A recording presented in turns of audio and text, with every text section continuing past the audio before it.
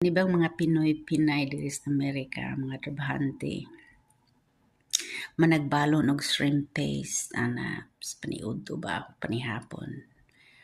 Unya pritong isda ana. Unya kay i-microwave nila, nya ang baho kay mo spread man all over the building. Hala ako may pasangin lang dayon.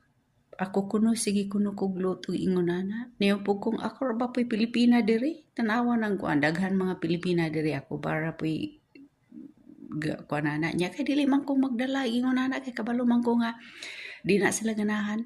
Ako sige kasabaan. Nya mag-spray ra ba jud dayon. Yung ko nga lain na di sila di ako may kuan adto na ko mga ka-coworkers na ko nga Pilipina po ko nga ayang buingon na ka ako sige kasabaan mga tawa ra lang taong mipod kay kuan mudanag man pod kay